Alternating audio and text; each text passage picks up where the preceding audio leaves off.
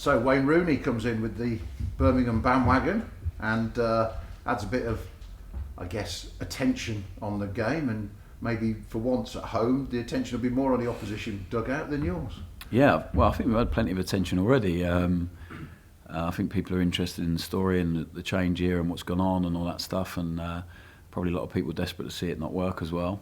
So I think people are intrigued by that, but obviously Wayne adds his own attraction, and because the career he's had, and I've come up against him a few times as a manager, and his teams have been very good, and he's been really good after. He's a good guy, so he's obviously gone in and been asked to change the style of play and put his print on it, and it's never, as we found every club we've been at, it's not a quick process. So I'm sure he'll be finding out and learning a lot about his team and what he needs to adapt and do.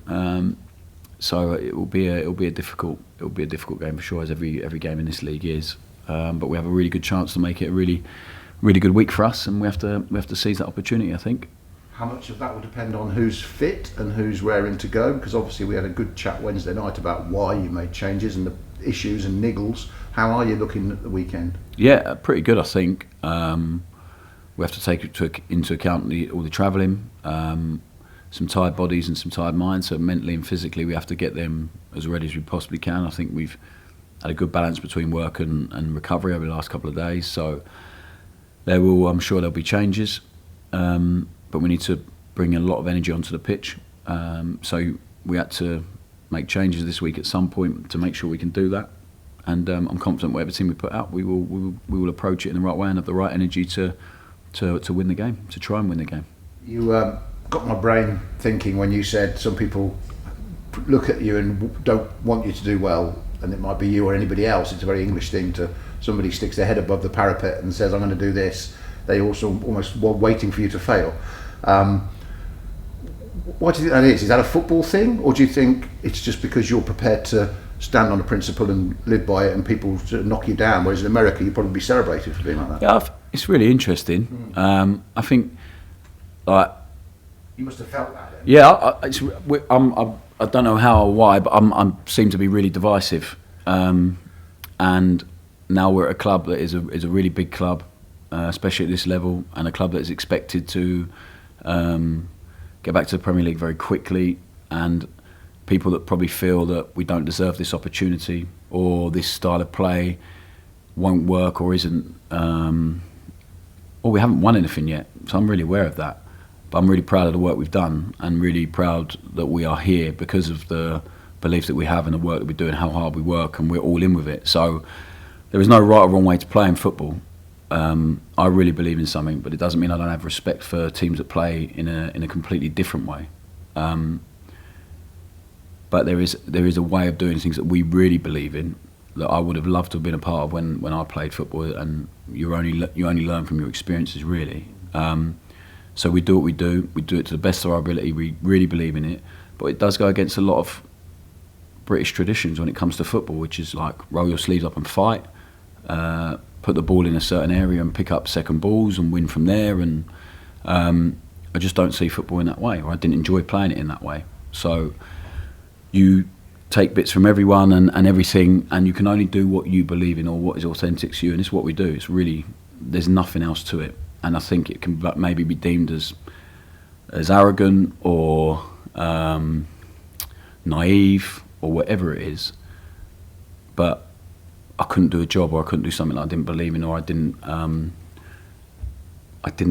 fully want to do, if that makes sense. So You're not going to compromise. no, and it's having conviction in what you believe in, and maybe in other countries it would be looked at completely differently because of their cult, and you have to put tradition and culture and cultural context into it, and more foreign managers have come into the game and have introduced this style of play, and people are much more accepting of it when it's a foreign manager, which is really interesting and fascinating. So does it worry me? Not really. Does it upset me? Not one bit. It's our job is to convince people and make sure that we are successful with it, and make sure that we back up the work that we've done over a period of time, and eventually I'm sure we will, and I'm really confident of that.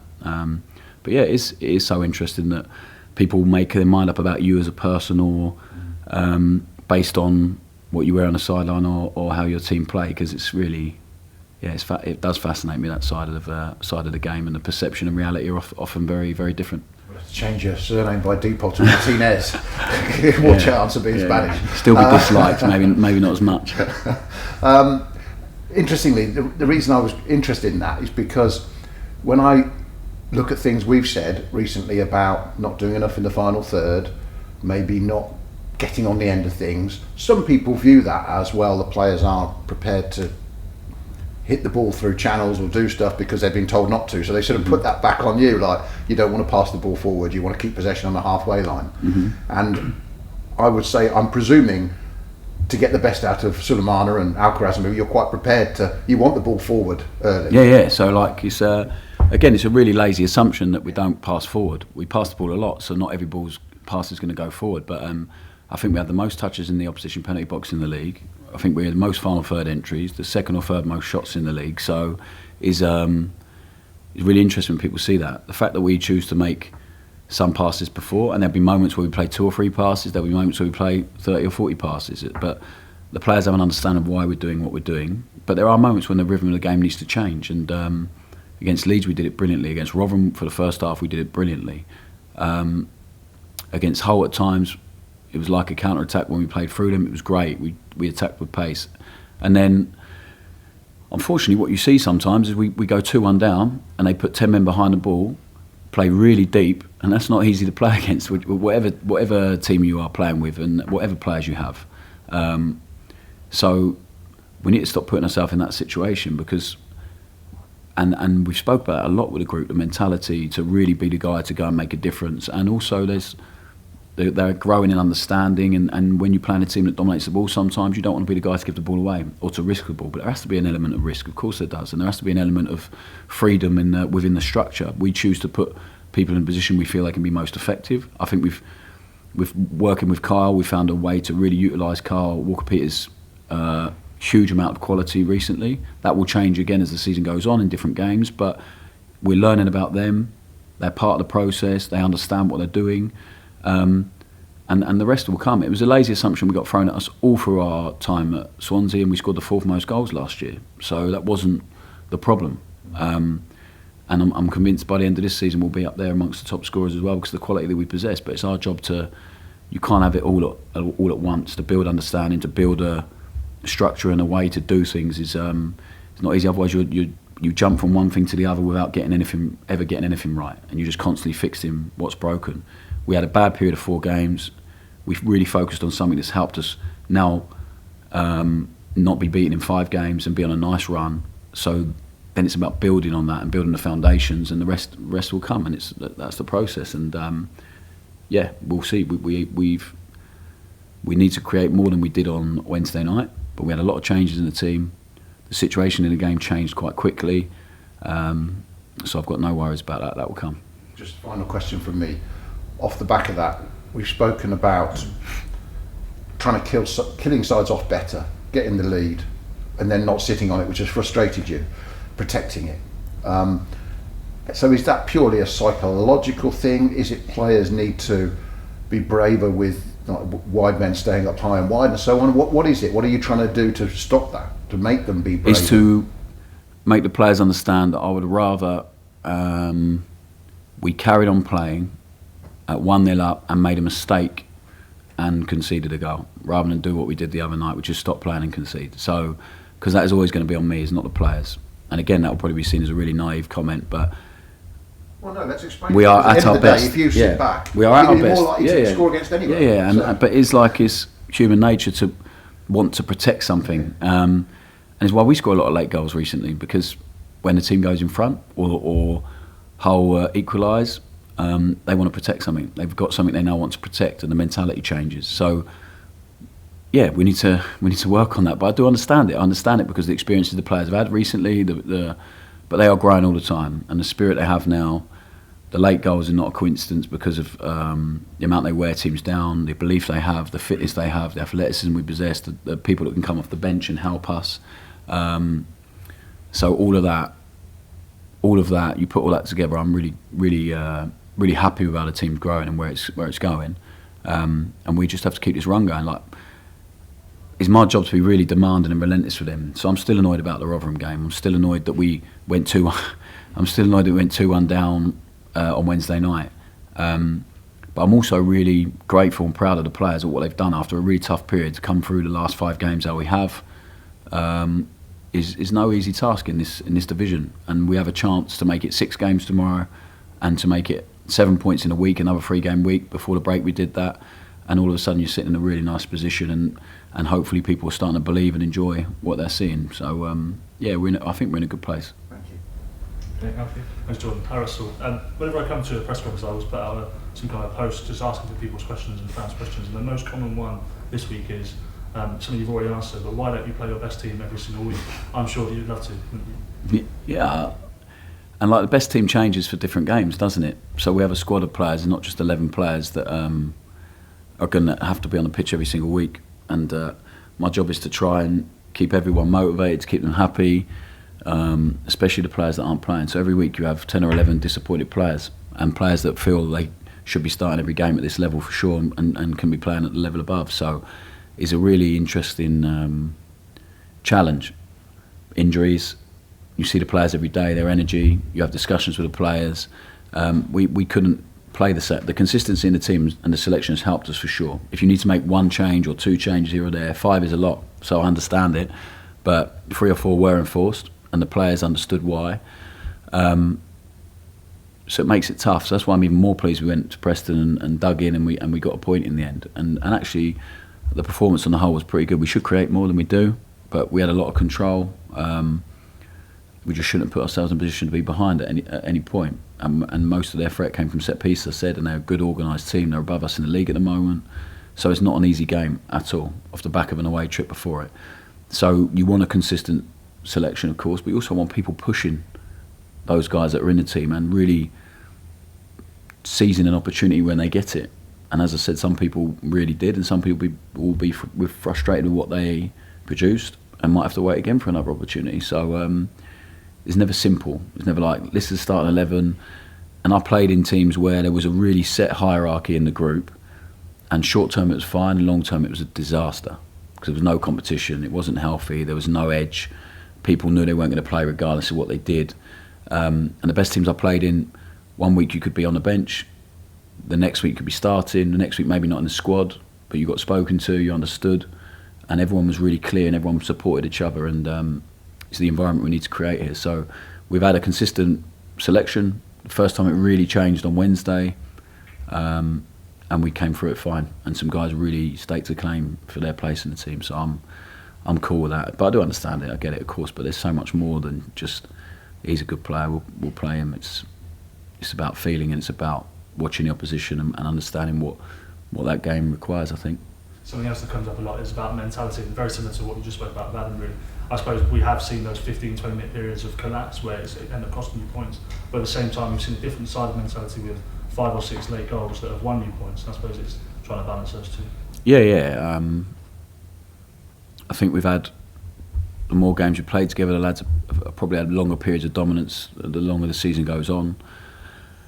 And actually the time where we're not at our best has been less and less, really.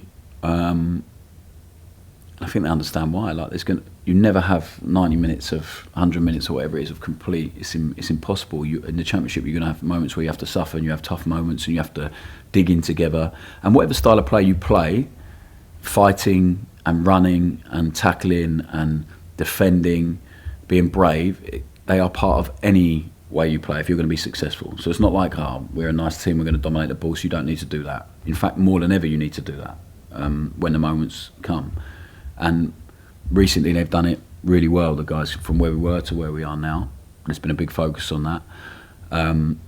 So it's about putting more and more performances together where we don't have prolonged periods of that. And I don't think in any of the games recently, Hull started the game really well, but we were right in it as well. So it's never felt like we are just hanging on. At Middlesbrough we scored, and we did that for 15 minutes, it hurt us. The other night, for 10 minutes before half time, 10 minutes after, and it hurt us. But then the guys clicked right into gear again. At Sunderland, we had a bit of adversity and didn't recover. Whereas now in the games, the players can listen. You don't want them moments, and you want, when a team has a bit of momentum, the opposition, you need to get through those moments and ride through them, and then make sure momentum swings back your way. We didn't do that until we were 2-1 down, unfortunately. A whole 1-1. The second half was, the momentum completely changed again. So the players are really learning all the time, so much. And when they see it and we show them and we evidence it, and we're really insistent on what gives us those problems, and they understand it and they see it and they feel it, then the better we'll get in those situations, and then the less and less they will become. Sekou Mara is somebody who's been spoken about a lot in the last couple of days online with fans and whatnot. I suppose he probably hasn't delivered that goal scoring factor people thought he might have come when he came in 12, 14 months ago. He's probably played, 5 different positions for you. I mean, how does he nail down one particular role? How does he deliver what you see on the training pitch on the field? Yeah. So he's a really young man. He's a great guy. I really like Sekou. And how he gets himself into the team is by being the best version of himself he can be every day, and being all in with his football. And he's trained really well recently. He'll be really frustrated with how he performed on Wednesday night, because he wasn't the Sekou we see in training a lot of the time. But it's not an easy game to come on in. Is when you have an opportunity, sometimes you're so desperate to do well, and I think it comes out of that rather than lack of effort. He's just his opportunities have been limited, so he's so keen to do well, and when it's like that, it becomes difficult, especially in young players that haven't experienced a huge amount on the pitch yet. He's going to be great for us in the long term. He's going to be, and he's competing against some really good players, unfortunately for him, and he is flexible tactically, technically. He came on against Hull, had a really good impact, not on the pitch for long, but he had a really good impact, and the other night didn't have the impact he would have wanted. So that's life, that's football. It's up and down. Every week is different. He will get through, or we'll understand why, and he'll understand why, and we've been through his clips.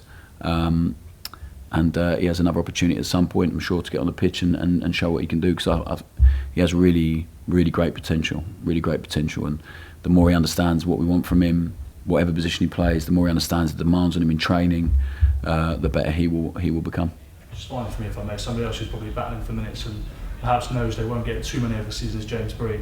I spoke to him after Gillingham, and he was really, really disappointed. He was visibly upset with his own performance, with the team performance, and probably with how that whole game was handled. You know, you spoke about it after as well. But to see him play in that natural position on Wednesday and play really well, I was quite pleased by that. And I guess he doesn't know he's going to play many minutes because he's got Kyle in front of him, got Ryan on the other side. How do you sort of keep him motivated, keep him fresh, firing, and ready to come back in if he needs to, like did on Wednesday? Yeah, treat him the same way as you would with any starting player. So we probably end up spending more time with the guys that aren't playing, because they can do a little bit more extra on the pitch. It's like the biggest mistake sometimes when I was a player is the guys who weren't playing just had no real attention, or just trained in the same way the starting 11 did and deconditioned a little bit. So when they had their opportunity, they just weren't ready. And our job is to make sure that the players, when they have an opportunity, are really ready and as fit as they can be. They're involved in every bit of training, every bit of detail. So when they step onto the pitch, they are ready. Breezy's been just really patient, amazing teammate. Same as Joe Rebo. He'll be so frustrated he hasn't got on the pitch recently, but I have to mention Joe, and I embarrass him sometimes to players because he's an incredible teammate. In terms of a squad player, and a guy who at some point I'm sure will get on the pitch because of the way he trains, the way he is all in every day, he adds value to the team regardless if he's playing or not. And when you are like that every day, if you then have one day where it's tough for you and you can accept that, when you don't train all in every day and you want to sulk because you're not in the team, but you're not the best version of yourself every day, which is the only bit we can have any like modicum of control over, is the bit on the grass. Really, we try and influence and we try and speak with them and build trust and relationship to try and help them in other areas is really important. But the real bit that we need them to be fully present is on the pitch.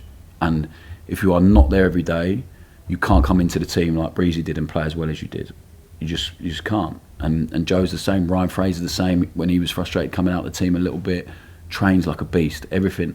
And it's a really brilliant example to the young players we have here. Like, how you do something is how you do everything. A passing drill is not just a passing drill. And Breezy does everything with incredible technique, focus, to the best of his ability. And he's a player that we've really enjoyed watching grow in his understanding of what we want is so different to how he played at his previous club and to what he's been asked to do when he came in here. So it's not an easy transition for him, and the way he's dealt with it, the way he's come through it, the way he's grown in the last few months has been really brilliant. So it was no surprise to us that he played as well as he did. I think there's a lot more to come from him. He puts a lot of pressure on Kyle, and Kyle knows that he has a really good player who's really proven at this level, fighting to go. And I think Kyle's really grown, because as Breezy's grown, Kyle's really grown as well in his performances. And we now know that he can play left back, he can play right centre half if he really needs to, and he can also, in training, he's operated in midfield a few times as well. So it's good to have players that are flexible, but it's better to have people that are just all in and brilliant characters, and he's one of them.